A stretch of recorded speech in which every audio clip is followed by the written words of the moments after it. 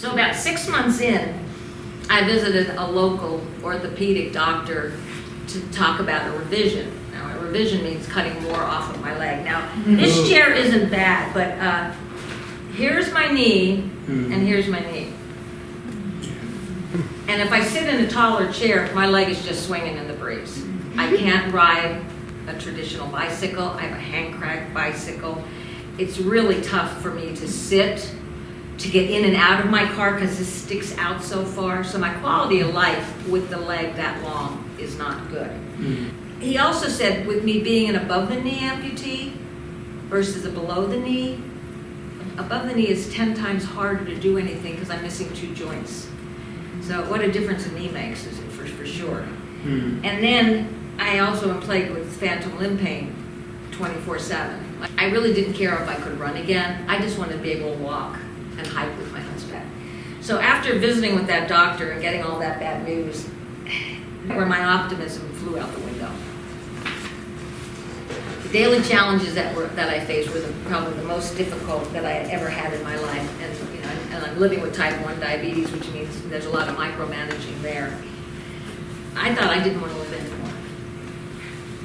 I often said that if I knew then what I know now, I wish that I had died that day. My family would have grieved me. Yes, they'd miss me, but my grandchildren and my friends would remember me the way I was and not the way I am now. Because this isn't me. I don't feel like this is me. But being as active as I was, I felt that I lost everything that defined me. My diagnosis was PTSD, but I wasn't afraid to get back in a car or to drive. I wasn't afraid of dying.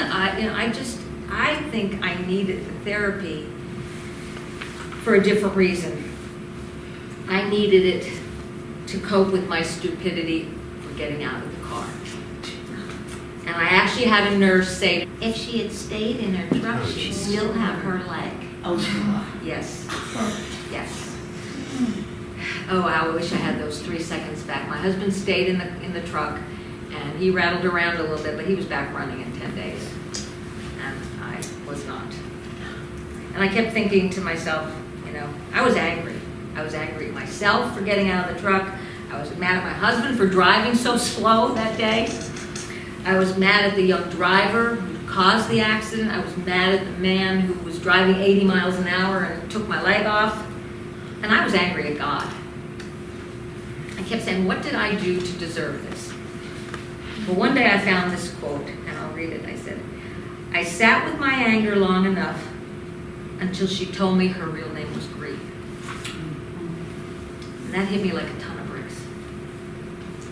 I knew I had to find a way to forgive myself, others, and God. And I'd be lying if I said my life is wonderful now, but I can say I have a lot more good days than bad days. And that's a huge accomplishment from where I started.